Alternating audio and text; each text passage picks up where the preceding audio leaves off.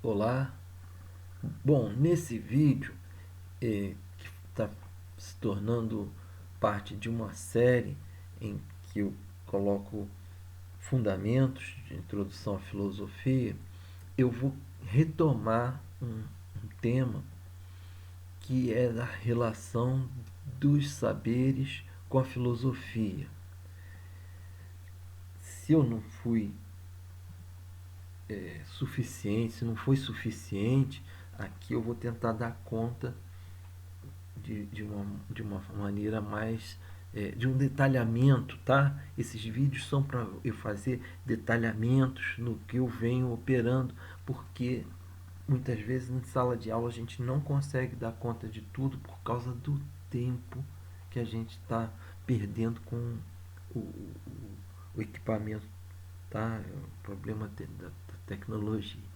Bom, eu coloquei para vocês, portanto, cinco formas de conhecimento. Não vou retomar aqui os primeiros que eu acho que cabalmente dei conta. A gente falou sobre o senso comum, lembrando, filosofia, ela, grosso modo, é uma superação do esquema sensório-motor. Ela, portanto, vai procurar se esquivar das estratificações que são amalgamadas, são sedimentadas por práticas do senso comum e do bom senso também, do bom senso também. Vou dizer em que medida mais adiante. E precisamos fazer aquele confronto tradicional que se vê numa introdução à filosofia, na aula que tem subtítulo Do Mito à Razão. Eu disse para vocês que esse jargão do mito à razão normalmente se espelha no seguinte problema. É, na experiência social arcaica, você tem predomínio de uma linguagem mítica, e quando surge a democracia, quando surge a prática de vivência da a polis grega, cidade independente, a soberania entra em conflito, entra em crise e começa a aparecer um, um tipo de discurso racional em oposição ao discurso mítico. Normalmente é isso, né, que nós vamos ter aí como filosofia nos concursos. Você pode ir por essa linha que você vai acertar as questões, mas é preciso estar atento e forte, tá? Aqui que a gente vai tentar passar é que um questionamento sobre essa racionalidade, até que ponto filosofia ela é devedora da faculdade da razão, tá? Terceira via, terceiro ponto importante também, e aqui eu vou passar rápido porque por uma razão didática, o que eu chamei de discurso de arte.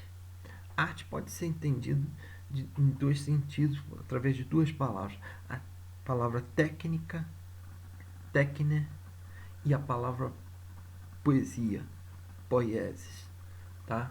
Tanto uma prática quanto a outra, então a gente confunde muito, tá? Uma coisa com a outra, porque da palavra técnica vem a palavra arte entendida como uma determinada prática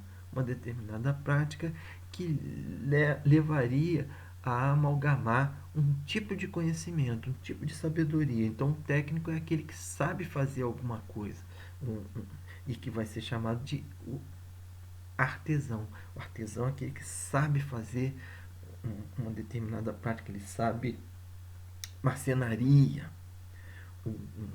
ou ele sabe navegação, ele sabe navegar, ou ele sabe a arte da guerra, ou ele sabe a arte de falar, né?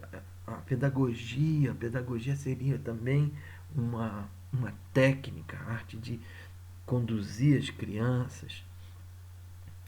A política seria também uma arte.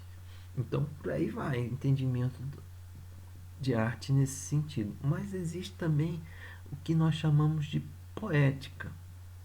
Então, a poética, ela traz uma compreensão que igualmente nós vamos chamar de arte, mas é aquilo que a gente chama de arte sem que seja uma forma de produção e reprodução de determinadas práticas. Porque o que se opera na poética é a singularidade. Isso tudo eu vou ter que repetir em outra ocasião.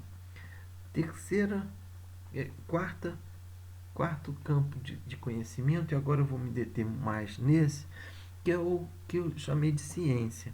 E dei para vocês uma definição. Aqui eu vou passar uma segunda definição, uma outra definição, para a gente trabalhar a questão da ciência. A ciência seria um discurso de conhecimento que opera através de método racional de investigação teórica lógica. E/ou quer dizer, pode ser lógica e experimental ou experimental, tá? Sobre determinado setor da realidade, com a finalidade de criar e inventar novas funções. Tá? Eu vou retomar esse tema em sala de aula, mas aqui a gente já pode dizer que o que se opera, em primeiro lugar, é que a ciência é um discurso, é um conhecimento, e por ser um discurso, ela traz um determinado repertório linguístico. Ela opera através de linguagem, ela opera através de juízo. A ciência faz o tempo todo juízo sobre a realidade. Ela julga a realidade. Ela diz o verdadeiro e o falso. Isso é importante para a gente ver por que na nossa sociedade esse tipo de discurso ganhou tanta importância, né? Ganhou tanto poder. Segundo detalhe é que todo conhecimento é uma reapresentação da realidade. Representação da realidade significaria dizer que a ciência, ela não é a própria realidade. Ela é um esforço teórico, mental, de dar conta, de apresentar mentalmente aquilo que a gente vivencia. Então, talvez essa dicotomia pareça bem, né? Aquela dicotomia, isso vai ser retomado, aquela dicotomia entre a faculdade do entendimento e a faculdade da percepção, a faculdade da sensibilidade, tá?